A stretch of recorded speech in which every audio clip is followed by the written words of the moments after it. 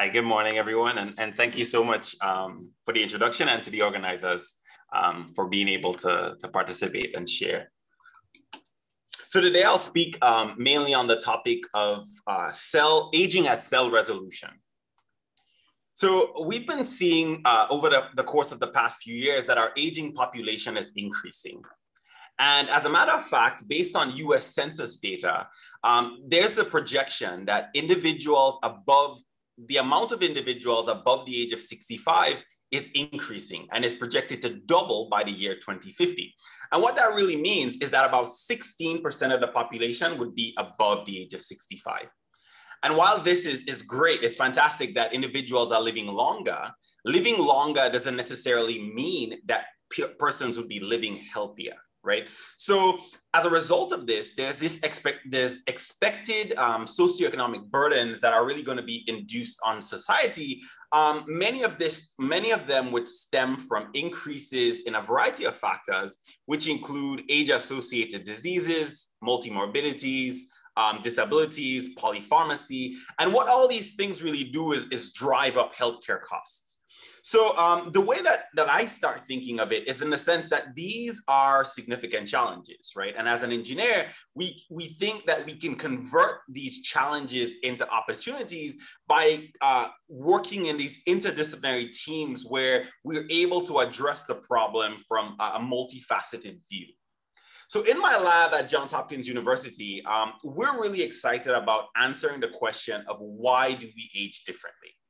And I think to really paint the picture of this, we can think of the sense that when we see a group of 85-year-old individuals, right? Why is it that some can run marathons, some are completely bedridden, and some are somewhere in between?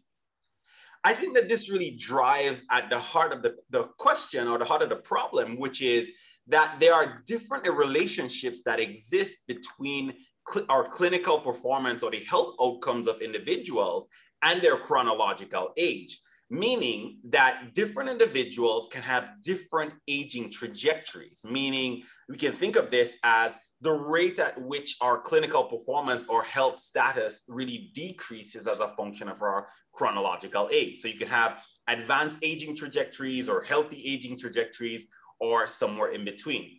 And I think really by understanding these trajectories on an individual level or small groups of people, we can really start asking questions that can help us develop technologies and strategies to modify aging trajectories to really impact the lives of people.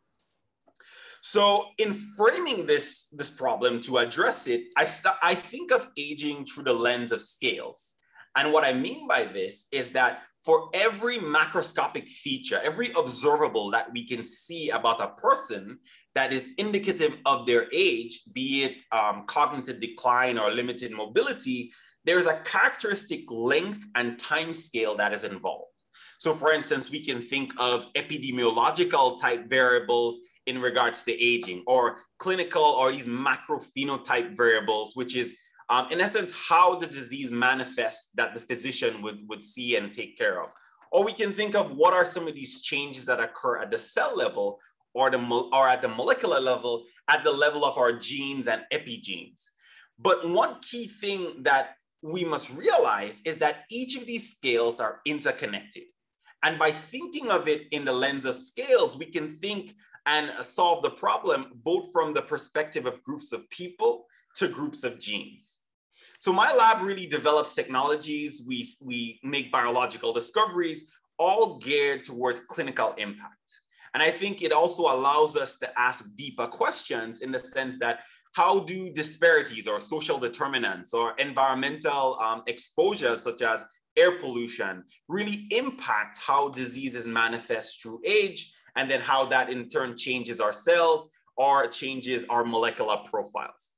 On the other hand, we can also think of it, how is it that our genes, the molecular code that we have inherited, or the different modifications on our DNA, push these effects from the molecular to the cellular to the clinical to the epidemiological. And for the next few minutes today, I'll mainly focus on our work dealing with cells, because I think there's a huge benefit that we can gain in terms of understanding these aging features of cells. And one way to kind of summarize the think is in the sense of cells are these integrators, right? So they take a lot of these molecular features, such as your genetics, your epigenetics, and they integrate it to give certain behaviors of these cells. And then once these dysfunctional cells propagate throughout our bodies through organs and tissues, they eventually manifest as disease. So the key question is that if we can identify these changes in cells or these dysfunctional cells before they manifest to disease at the clinical level, we may be able to predict. So we may have a lead time of intervention that we can really impact aging. So when we started doing this work a few years ago, we started by asking a simple but really profound question, is in the sense that, is aging information encoded within our cells? And then the follow-up to that would be, if it is encoded, can we determine a person's age based on the properties of their cells? And when I say age, I mean eventually linking to propensities to developing certain types of age-associated diseases. So for our model, we used dermal fibroblasts. So we were able to get these primary cells taken from sun-protected portions of the upper arm from a group of healthy individuals ranging in age from 2 to 96 years old. And then we exposed these cells to a variety of different tests, mainly characterizing aspects of the biomolecular features, meaning what is the status or content of some of these structural proteins within the cell, or how well they repair their DNA after the induction of damage, how their DNA is really organized within the nucleus of the cell, as well as what they secrete in terms of these pro-inflammatory cytokine molecules and their energetic output in the sense of ATP production. So this is one hand on the biomolecular side. On the other hand, we were really interested in understanding how some of these molecular features really integrated to result in something more functional, meaning the behaviors of these cells. So we assessed features such as how these cells move, both in a single cell method, or how they move collectively, or what are the kind of forces that these cells are exerting onto their substrates as they interact with other cells or their surrounding microenvironment. And then lastly, we looked at two other features, one called microreology, which is trying to understand how deformable are these cells. So how malleable are these cells in terms of stiffness versus softness, and morphology, which is a feature, something that pathologists use a lot in terms of diagnosing diseases and studying diseases in general, such as cancer. So we took all these features together. We came up with about 208 different parameters that describes the cells. And we asked how are the properties of these cells associated with their age, right? So in essence, we're calculating this Pearson correlation with age and separating it based on some of the biomolecular features and then some of the biophysical features. What we saw was, on the biomolecular sense, that the energetic output of these cells, which tends to decrease as you increase age, had a fairly good association with age, with a Pearson correlation of about 0.64. However, when we looked at these biophysical features, we saw that these functional aspects of cells tended to have a higher number of parameters that strongly associated with age, with the highest one being this parameter that we call the anisotropy. And you can think of that really as the directedness of the cell as they move, right? So when these cells are on flat substrates, they move. And if these cells are from younger individuals, they tend to move more in straight lines. So they're very directed. But one other thing to point out is that most of these measurements that I'm showing you here are all measured at the single cell level. So we can take advantage of the fact that we have single cell information. So each one of these dots actually represents a trend, and within each trend, each one of these squares represent a distribution. So this is actually data of hundreds to thousands of different parameters per cell. So take home from this slide is that we can see these strong associations with age, but the question becomes, can we predict the age of that individual? And what we saw is that if we take the top 10 correlates, which is a single parameter that's associated with age, we can see that we retain a high level of Pearson correlation, both in a training set and in a smaller validation set. But one of the things we saw was that our ability to predict weakened very quickly. So this error measure blew up very fast, right? But our goal is really within these healthy individuals to retain high Pearson correlation, but also the ability to predict the age of these individuals very well.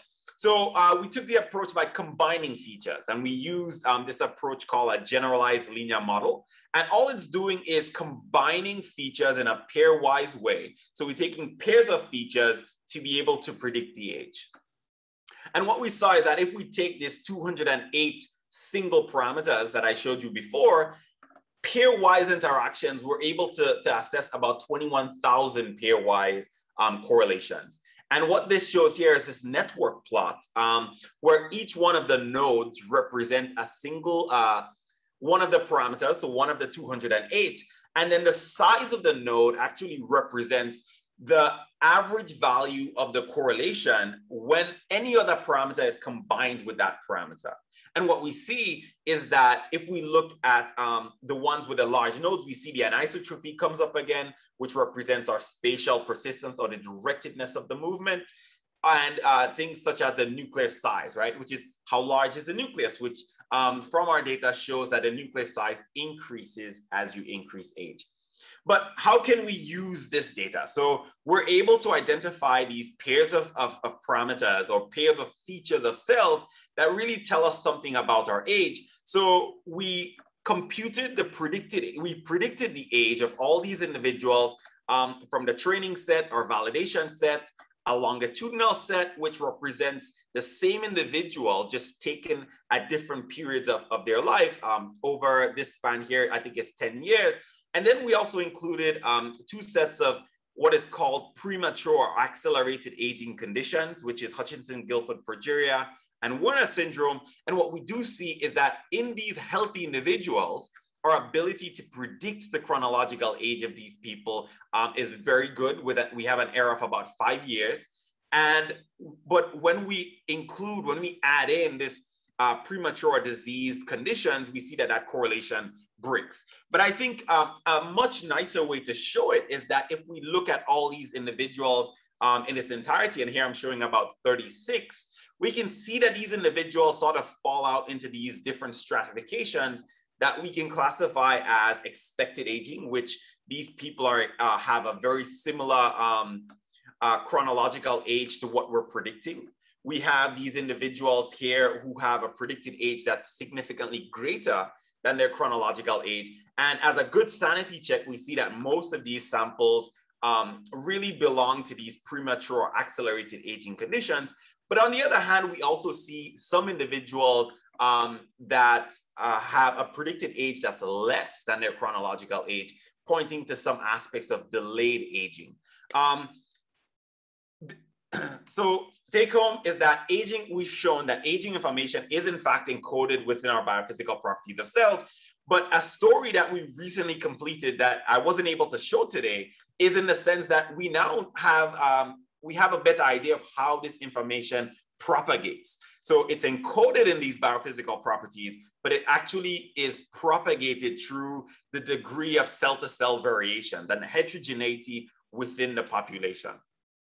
And with that, the real goal of my lab is eventually to be able to map these aging trajectories, looking at it all the way from the cell and linking that back to clinical manifestation. Because our goal is that by understanding these health outcomes and clinical performance and how that relates to our chronological age, we can rethink the aging process and reclassify trajectories such that we can impact the lives of people through the aging process, and eventually working along with clinicians to change or modify someone's aging trajectory if they're going down an adverse aging path to something more healthy, that we can all live better, healthier lives. Thank you.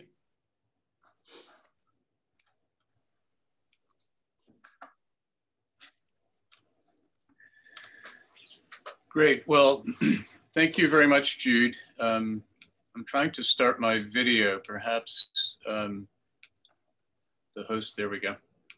Thanks very much, Jude, for a wonderful talk. It's really quite interesting to think about these ways of defining aging in the context of cellular parameters. There's a question from Rebecca Critchfield. Since you saw changes with the nucleus, such as an enlargement with age, do you think senescence could be playing a role, as this is known to deform the cell nucleus? Yeah, definitely. We think senescence is definitely playing a key role throughout the aging process. And part of my lab also studies the role of senescence. And we do see a lot of these profound changes in morphologies, including enlarging of the cell size, nuclear size, and so forth. In this study that I showed you, however, this was looking at more senescent independent type changes with aging. So the way that we did that was to stain for senescent markers and to show that the features that we're seeing, the trends that we're seeing were aging trends particularly. But I agree that senescence plays a key role, that in combination, you can start seeing a lot more significant changes and more significant effects. Yes. Great, thanks. Mark Marchand asks, in a general sense, can you give an example of an intervention based on cell studies, which might move the person to a more normal, healthy aging arc as depicted on your last chart in your talk? Right. So this is a conceptual framework that we're dealing with. These studies are very early. So my lab started back in September, so we have some ways to go. But we're already working a lot with clinicians and geriatricians in Hopkins Medical School to be able to really start thinking deeper as to how they relate to disease. And one of the advantages we think in looking at these cell-based measurements is that it can be used to stratify and also a measure of the response. So typically, if we have to use a drug as the intervention, that drug would have to target some molecule. There's some molecular interaction, right? So if we're using a drug to target a molecule and we're using that same molecular output, it's hard to tell what the contribution is or what the change is. Is it just based on the drug, or is it a real change? The advantage of using these cell-based measurements is that cells integrate these signals. So whatever is significant enough would be translated up to the level of cells. So we're able to, in an unbiased way, look at the actual contribution of the intervention. So not only to stratify, but to measure out the intervention in a dynamic sense. And these cells, we can sample it fairly easily over time, so we can actually profile dynamics of interventions and how well they're working and so forth. But this is our goal. We're working towards it. Great. There's another question from Barbara Jungworth. Aging-related diseases have shown up earlier in people living with HIV than in the general population. Do we know whether there are differences on the cellular level beyond the HIV infection itself? So that is something that hasn't been well studied yet.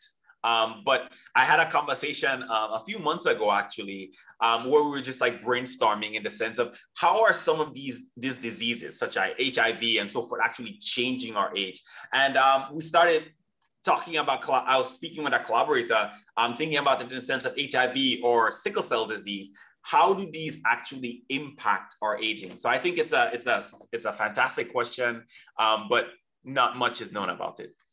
Great. One more question. Jody Bergeron asks, does telomere length relate to these cell-based measurements? Can nutritional interventions have a benefit on this?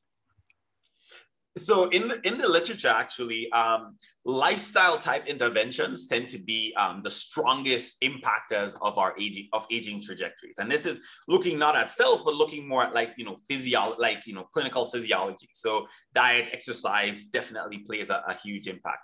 In regards to telomere lengths, it has been something that has been studied a lot, quite a bit in the sense of, and in the context with aging. In the sense that our telomeres, the length of our telomeres gets shortened as we increase age.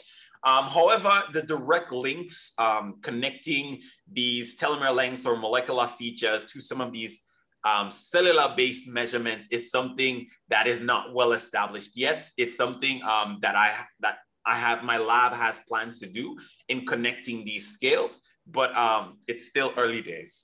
Great, thanks. And before we quit with the questions, I have one myself. I kind of wonder, can we escape this apparent cellular propensity to develop aspects of aging? In other words, the cells may be old, but they may work really well. So to what extent do you think that these aging characteristics can be parsed out with respect to individuals who appear to be aging well, as we think, and those who are not? And is it really even necessary to change these parameters that would seem to define old cells? Right, in the sense, so a lot of some of these features and properties that we're seeing has a lot to do with the environment, right, that the cells are in. So one of the questions before pointed out senescence, right? So senescence and also inflammation are tightly regulated, right? So some of the studies, and this is early in the sense that if we change the environment or you change the degree of these pro-inflammatory type cytokines, you actually modify the behaviors and properties of these cells. And some studies have shown the ability to reverse certain features. And I think about the studies in terms of parabiosis, where they're able to connect these mice, one old, one young, and then show that just by connecting their circulation in terms of the different molecules that there exist and the cells that are transitioned between them, you're able to reduce and reverse some aspects of it. So definitely those properties, even in an old animal, by changing some aspects of the environment, you can fine tune their properties. Great, thanks very much for your answer, Jude. That certainly has a lot of implications for thinking about risk factors that may be distributed in respect to macro environmental issues across different facets of society, which of course is a big issue today. Definitely. Great, well, thanks very much.